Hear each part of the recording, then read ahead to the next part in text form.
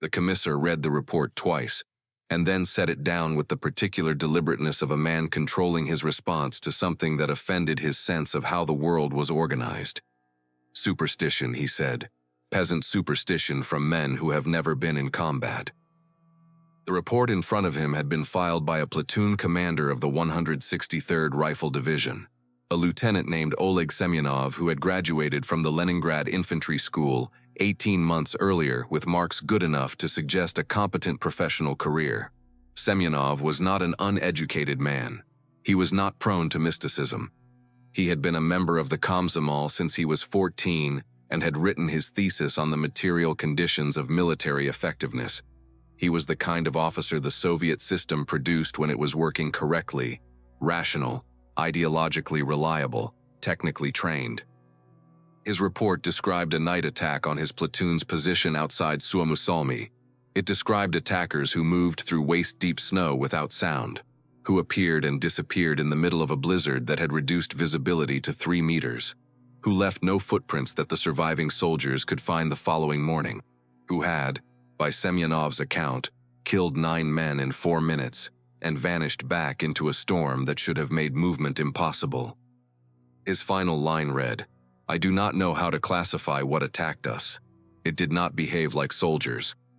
The commissar, senior political officer Dmitry Kalinov, 163rd Division, a man who had spent 7 years ensuring ideological discipline in military units across the Western Soviet military districts, wrote in the margin of Semyonov's report a single word: cowardice. He initialed it and filed it.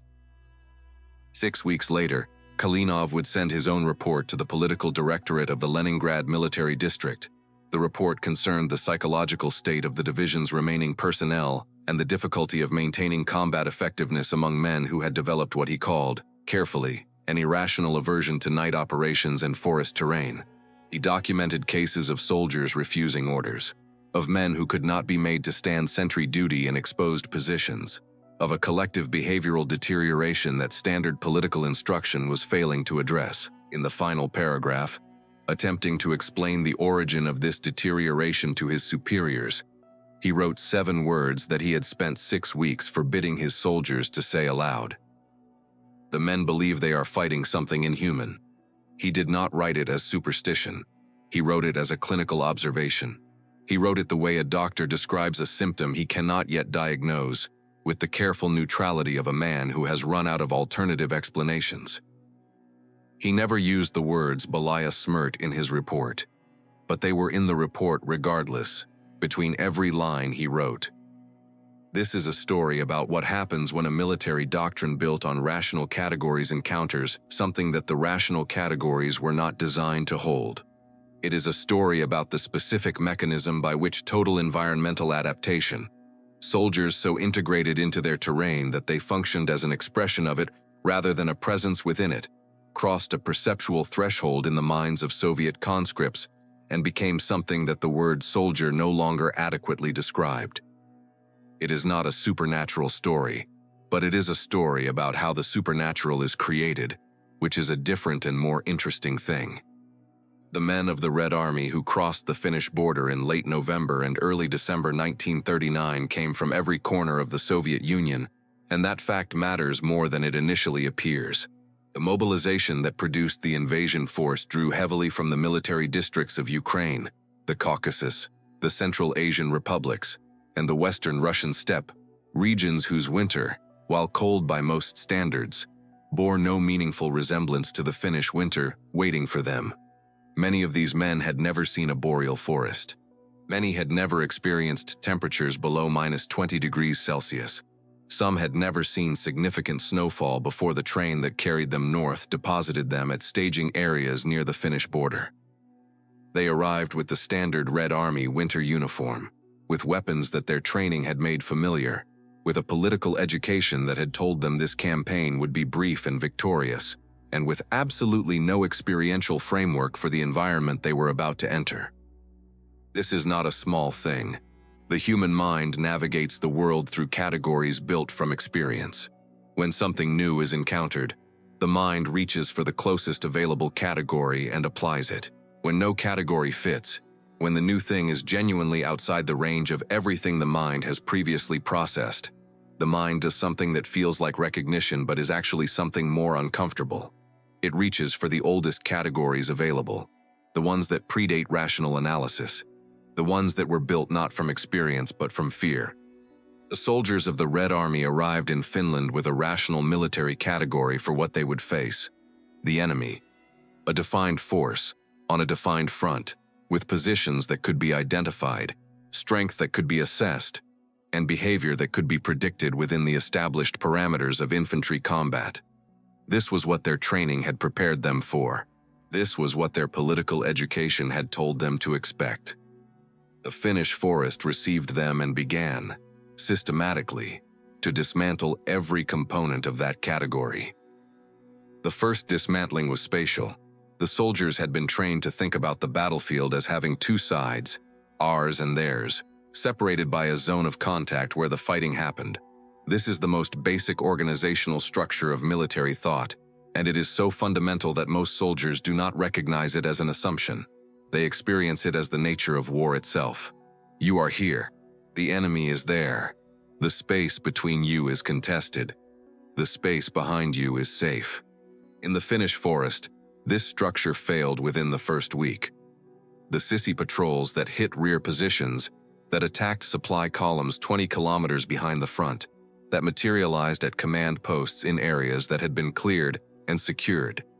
These were not violations of the tactical situation that could be corrected by better perimeter security. They were evidence that the spatial structure of the battle was organized differently than Soviet training described. There was no safe side. There was no clearly defined enemy position. There was the road, and there was everything that was not the road, and everything that was not the road, and everything that was not the road could produce Finns without warning. This produced a specific and documentable form of cognitive stress. A soldier who cannot identify where safety is experiences his entire spatial world as threat. Not as increased threat in specific directions, but as undifferentiated threat from all directions simultaneously. The psychological load of this state, sustained over days and weeks, in extreme cold, with inadequate sleep and deteriorating nutrition, is not comparable to the fear produced by a specific and identifiable danger. It is a qualitatively different experience, and it produces different behavior. The behavior it produced in the Soviet soldiers near Suomussalmi and along the Ra-8 road and in the Kola sector, and across the entire Finnish front was not cowardice in the functional sense. These men were not refusing to fight because they lacked courage. They were displaying the behavioral signatures of a nervous system that had been asked to sustain threat vigilance in all directions simultaneously for longer than the human organism is designed to manage. They stopped sleeping effectively. They fired at sounds in the forest. They refused orders to move into positions that their threat-saturated perception registered as exposed. They clustered around fires they knew revealed their positions because the psychological cost of darkness had exceeded the tactical cost of light. They began to speak about what was happening to them in the language that human beings use when experience has exceeded the available rational vocabulary. The language was consistent across units, across sectors, across the educational and regional backgrounds of the men using it. The Finns moved without sound. The Finns appeared in conditions that should have made movement impossible. The Finns could not be killed by wounds that would stop a normal man. The Finns were not men. This last claim was not metaphor. In the testimony of Soviet soldiers who survived the Winter War and were interviewed in the decades following, this assertion appears with a frequency and a specificity that demands attention, not as evidence of the supernatural, but as evidence of what the human mind does when its models of reality stop producing reliable predictions. A soldier from the 44th Division, interviewed by a Soviet military historian in 1966 in a context where the official version of the Winter War had been so thoroughly revised that honest accounts were occasionally possible, described an incident that he said he had thought about every day for 27 years. His patrol had been moving along the road shoulder in the early morning, before first light, in a snowstorm that had reduced visibility to perhaps 5 meters. They had followed standard procedure: spaced formation, weapons ready, no lights, They were alert. They were not careless. The Finnish soldier appeared from the left, from a snow bank that the patrol had walked past without identifying as a position, at a distance of perhaps 2 meters. He killed the man in front of the veteran, the man behind him, and was gone back into the storm before the veteran had completed the process of turning to face the threat. The whole sequence, the veteran estimated, had taken less than 4 seconds. "I stood there," he said, "in the storm, and there was nothing. No footprints in the snow going away. The storm had covered them, or he had moved on the crust, or he stopped. I do not know. I have never known. I have never been able to explain it to myself in a way that makes sense. He was there, and then he was not there, and 2 men were dead, and the storm kept blowing." He paused for a long time. "I am a rational man," he said. "I was raised in the Soviet system. I do not believe in ghosts. But I will tell you that standing in that storm at 4 in the morning in Finland in 1940, I believed in ghosts, and I have never entirely stopped." The physical reality behind what he experienced was not mysterious. A Finnish sissy soldier in white camouflage, having observed the patrol's approach, had held position in a depression in the snowbank that he had prepared in advance, remained motionless while the patrol passed within meters of him, risen to engage at the moment of maximum surprise, and withdrawn on skis in a direction perpendicular to the patrol's movement, a direction the storm made impossible to follow. The entire sequence was the product of training that was not training in the formal sense, but competence so deeply internalized that it produced results indistinguishable from instinct. But the veteran was not wrong to find it inexplicable. Within the framework of knowledge available to him, his understanding of how cold works, how snow behaves, what movement in a storm looks and sounds like, how human beings can and cannot move in those conditions, what he had witnessed did not have a satisfying explanation. The explanation existed, but he did not have access to it, and when explanation is not available, the mind does what it has always done in the dark. It finds a different kind of answer. The commissars understood that this was happening. Their reports from December 1939 through March 1940 form a documentary record of an institution attempting to maintain rational authority over an experience that was dissolving rationality from below. The standard political tools, lectures on materialist philosophy, criticism sessions where soldiers were encouraged to report and denounce defeatist thinking, the threat of disciplinary action for cowardice, were producing diminishing returns against a fear that was not ideological in origin. You cannot argue a man out of what he saw in a Finnish snowstorm at 4 in the morning. You cannot organize a criticism session about the physics of snow displacement that will undo the memory of a man who appeared from nowhere and killed 2 people in 4 seconds. One commissar, in a report that Finnish intelligence obtained through means not specified in the documents where it appears, described the situation with a frankness that suggests either unusual courage or a career trajectory that had already been affected by the disaster around him. He wrote, "The men are not afraid of dying. They have accepted that they may die. What they cannot accept is dying from something they cannot see, cannot find, and cannot understand. The fear is not of death. It is of the incomprehensible. And I cannot, with the tools of political education available to me, make the Finnish tactics comprehensible to men who have no framework for understanding an enemy that is indistinguishable from the environment." He was describing, with the precision of a man trained in political analysis rather than psychology, the exact mechanism of the mythologization. The Finnish soldiers were not doing anything that was in principle beyond rational explanation. They were applying environmental knowledge in extreme conditions with extraordinary skill and discipline. But the gap between what they were capable of and what their opponents could account for within their existing frameworks was wide enough that the only available bridge was the irrational. Belaya Smert, the White Death. The name circulated through the Soviet forces with the speed that fear always moves through closed groups under stress. It began, most accounts suggest, as a specific descriptor for a sniper, probably Haiha, probably in the Kola sector, where the body count attributed to a single position was producing exactly the kind of inexplicable accumulation that generates myth. But it spread beyond the sniper. It became, in the usage of Soviet soldiers across the entire front, a descriptor for the quality of the Finnish presence itself. The White Death was not a man. It was not even a specific Finnish tactic. It was the name Soviet soldiers gave to the experience of fighting in an environment where the enemy was the environment, where the white and the cold and the dark and the silence were all aspects of a single hostile intelligence that operated by different rules than war was supposed to operate by. The rules it was supposed to operate by were these. The enemy has positions. The enemy can be located. The enemy, once located, can be suppressed with fire. The enemy's fire, once identified, can be traced to its origin. The enemy requires the same basic conditions for survival that you require: warmth, food, rest, and is therefore constrained by the same physical limitations. The Finnish soldiers in the winter of 1939, as they appeared to the Soviet conscripts encountering them, violated every one of these rules. They had no positions in any sense that Soviet training described. They materialized and dematerialized. Their fire could not be traced because by the time the sound arrived, the source had moved. They operated in conditions that should have killed them: storms, -40 degrees, 17-hour nights, with an ease that implied either supernatural protection or an inhuman biology.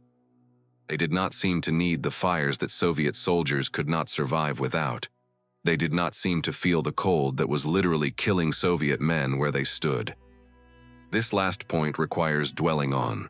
The cold was not a background condition during the Winter War. It was an active agent of destruction. Soviet soldiers were dying of hypothermia in their vehicles, in their fighting positions, in their sleeping bags. Men were losing fingers and toes to frostbite at rates that overwhelmed the medical system. The felt boots that were supposed to keep feet warm in -25 degrees were catastrophically inadequate for -40 degrees, and the Soviet supply system had not provided alternatives. Men wrapped their feet in anything available, extra clothing, canvas, paper, and still lost them. Against this backdrop of cold as relentless killer, the Finnish soldiers appeared to move through the same temperatures with impunity. They were not dying of cold on their patrols. They were not losing extremities at rates that reduced their operational capacity. They moved through the worst of it and came back and went out again. Physical explanation was available, though Soviet soldiers did not have access to it. Finnish soldiers wore layered wool clothing under their white camouflage that had been designed for exactly these temperatures, maintained by a logistics system that understood the specific requirements of Arctic winter combat. They moved continuously on patrols, which generated body heat. They did not maintain static positions in the open, which was how Soviet soldiers froze, held in place by orders that did not account for the lethal requirements of the cold. Finnish soldiers who stopped moving found shelter, lit small fires with the practiced efficiency of men who had made outdoor fires in these temperatures their entire lives, and moved again before the cold could settle into them. But none of this was visible to the Soviet soldier watching from the road. What was visible was the result. Finns in the cold, moving, fighting, surviving. Soviets in the same cold, dying. The explanation was in the clothing and the doctrine and the lifetime of cold weather experience, none of which was observable. What was observable was the asymmetry. And asymmetry, without explanation, produces superstition with the reliability of a physical law. The Soviet political structure's response to this superstition followed a predictable arc. The first response was denial. The reports were exaggerated. The men were cowards. The Finnish tactics were ordinary infantry infiltration being inflated by frightened conscripts. The second response was suppression. Soldiers were forbidden to use language that attributed supernatural qualities to the enemy. Commissars were directed to counter defeatist narratives with materialist education. Disciplinary measures were threatened and occasionally applied. The third response, which came in January and February as the evidence accumulated past the point of denial, was something that institutional structures rarely produce and almost never document clearly. The quiet acknowledgement that the suppression was not working, because the thing being suppressed was, within the experiential framework of the men experiencing it, true.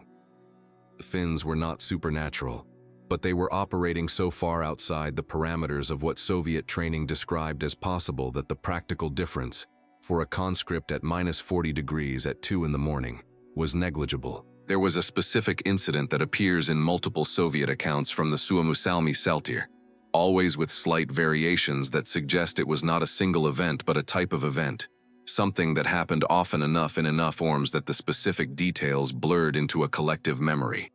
A Finnish soldier, killed or captured, was examined by Soviet personnel who expected to find the signs of cold weather exposure that Soviet soldiers in equivalent conditions invariably displayed. What they found instead was a man who showed none of the signs. No frostbite on the extremities, no hypothermic disorientation, no dehydration, no caloric depletion sufficient to reduce physical function. A man who had been operating in -40 degrees for days or weeks, and whose body showed it no more than a man who had been operating at room temperature. The explanation was the clothing, the movement pattern, the food carried, the accumulated physiological adaptation of a lifetime in these conditions.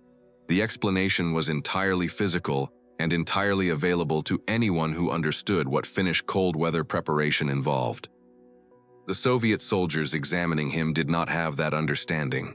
What they had was the evidence in front of them, which did not fit any category their training had provided. Their reports described it in the language of the category that fit best. The Finns were not like other men. In the longer view, the mythologization of Finnish soldiers as Belaya Smert and its variants, demons, spirits, forces of nature wearing the shape of men, was the most precise possible measurement of the distance between two systems of knowledge. The Finnish soldier knew the ground. He knew the cold. He knew the dark. He knew what the human body could do in these conditions if properly equipped and properly prepared, and he had spent his life acquiring that knowledge not as military training, but as ordinary competence in the environment where he happened to live. That knowledge made him capable of things that looked, to someone without the same knowledge, like something outside the normal range of human capability. This is what myths are. Myths are not lies. They are not the deliberate invention of the supernatural by people who know better.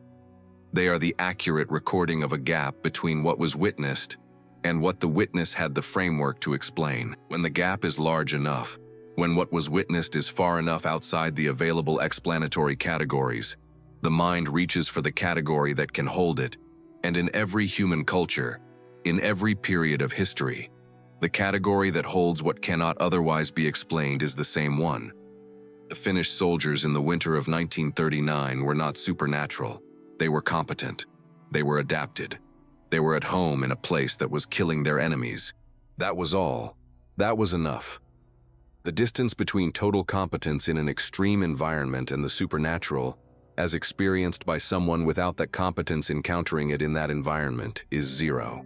It does not matter that the explanation exists. If the explanation is not accessible, the effect is the same. And the effect in the Finnish forest in the winter of 1939 was an army of 5 million men that could not effectively fight 30 farmers on skis because it had categorized the farmers as something outside the range of problems that armies solve. You cannot shoot a ghost. You cannot outmaneuver a demon. You cannot apply doctrine to a force of nature. And so you huddle around your fires on the road, and you issue orders that you know will not be obeyed, and you write reports in language that you yourself have banned, and you wait for morning in a country where morning comes at 10 and lasts until 2, and the thing in the forest uses all the other hours. There is a version of this story in every domain where a new entrant, smaller, less credentialed, less visible, does something that the established players cannot account for within their existing frameworks. The established players reach for the closest available explanation: luck, cheating, unsustainable tactics, market conditions that will revert. They reach for anything that preserves the integrity of their framework, because the alternative, acknowledging that the framework is insufficient, is institutionally intolerable. And while they are reaching, the thing in the forest keeps moving. The mythologization of the Finnish soldiers was a failure of explanation, and like all failures of explanation, it had a cost. Because once you have decided that what you are facing is not a problem to be solved but a force to be endured, you have left the domain of strategy and entered the domain of survival. And survival is a very different objective than victory. and it produces very different decisions, and almost none of them are good ones. The Soviet soldiers who came to believe they were fighting the White Death were not wrong about what they were experiencing. They were wrong about what it meant. It did not mean they were facing something that could not be defeated. It meant they were facing something that could not be defeated. But by the time the distinction mattered, the forest had already made its argument in the only language that environments use. Body counts, silence, cold. When you cannot explain what is killing you, you stop trying to fight it and start trying to survive it. And that is the moment you have already lost.